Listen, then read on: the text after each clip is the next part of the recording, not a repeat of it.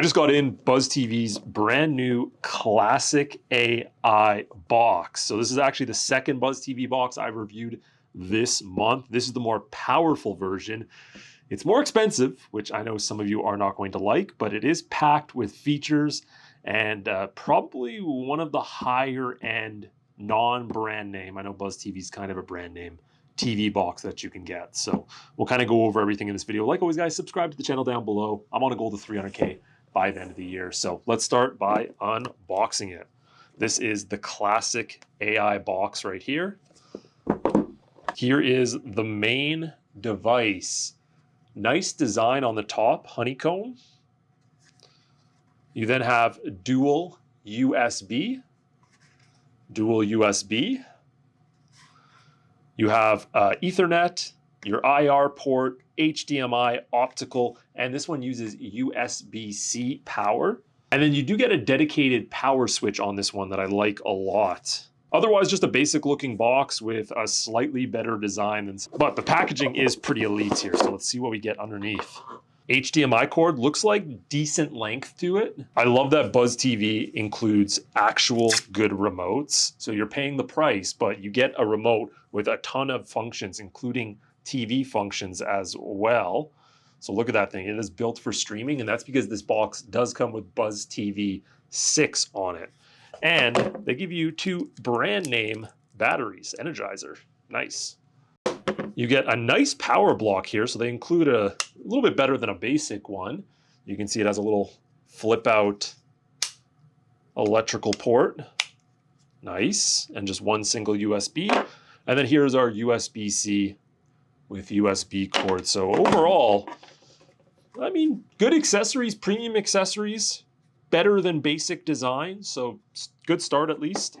So the great part about their newest model is it is running official Android TV 14, meaning you get all the good versions, the official versions of Netflix, Prime Video, all that stuff. You have access to the full Google Play Store, and it is one of the only devices besides a few ones that actually run Android TV 14, the newest version. Now, one of the new features, which I'm going to read right off the screen here, but I'll screenshot it on right now, is inline AI SR2, which is artificial intelligence super resolution, the inline nature of the AI SR2 allows it to upscale content like 720 or 1080p to near 4K quality. So this is one of the main reasons you're paying a little premium for this device right here is that.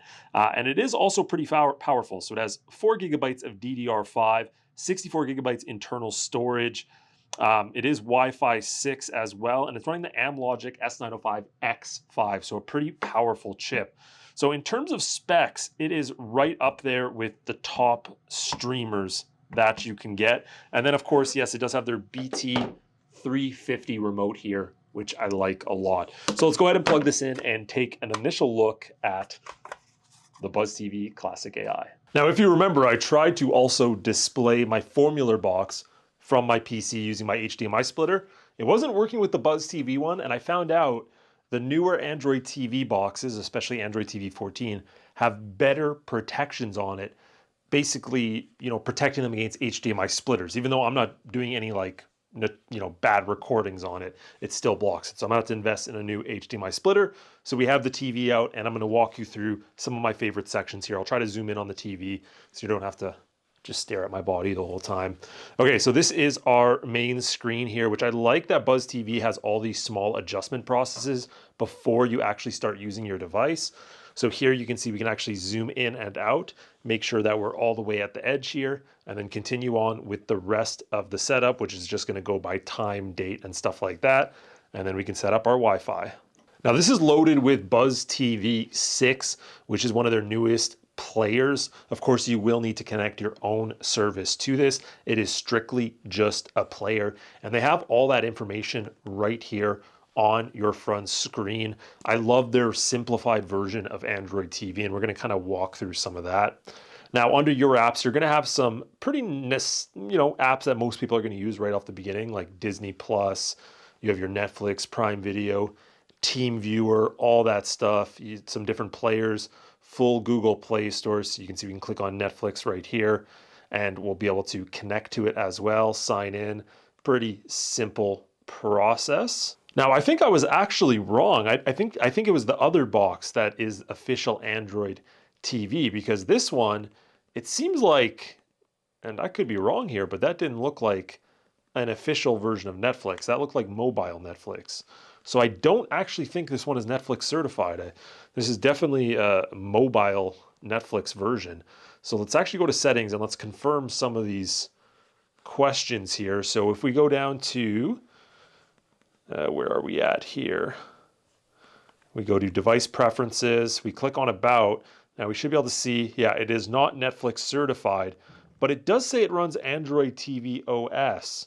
So that's really interesting, because I was under the impression every Android TV OS box had official Netflix. So I don't really understand why this one doesn't. I don't know if that just costs more to add on, but I thought every single one that was official Android TV would have access to full Netflix. And for whatever reason, this one does not, unless there's a separate version we have to install from the Google Play Store. This does seem like a mobile version, which kind of takes away from what I thought it was a little bit. Yeah, if we go to Netflix here, it doesn't give us a version. Oh yeah, webview.netflix, Buzz TV. Yeah, it's definitely more of a mobile version, not like the official version you're gonna have on TVs. Okay, anyways, moving on. I just wanted to point that out really quick.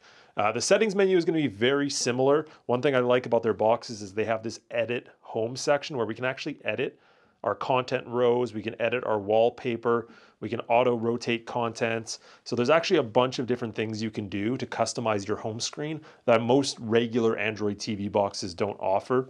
There's also server settings right at the top here. That's where you're going to connect your own server as well. And then I want to go into settings here and then take a look at a little bit more of our device, and let's go to storage. Let's verify storage. Yep, so 58 available. So of course the operating system uses up a decent chunk. And every other setting is going to be the same as every other Android TV box. You can see there's going to be a few different ones, especially when we go into this area, like Buzz TV utilities, where you can actually do some things such as weather settings. You can adjust your remote control using their remote control app. So we can actually change up the colored customized buttons right here.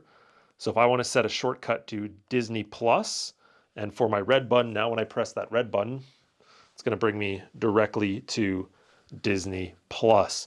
So I like that they include that as well. Overall, I am a little oh, they also have these help videos, which I like that they add in there for people that need simple tutorials. I am a little disappointed because I was under the impression official Android TV would have the official Netflix version. I'm not sure what's up with that. Everything else looks good. They also have app installer right here, which is if you want to access a USB device. That makes it really easy. So they have everything set up for you. It's a pretty simple device. Now, the biggest factor for me is, of course, the price tag, where this is going for $250. I believe that's Canadian, so it's probably 200 US, which, yeah, that's the price of an NVIDIA Shield Pro. So, I mean, the only major benefit you're getting from this that you're not getting in a NVIDIA Shield box, really. I mean, obviously this has that new AI technology, but I don't know how it differs from NVIDIA's version of AI upscaling.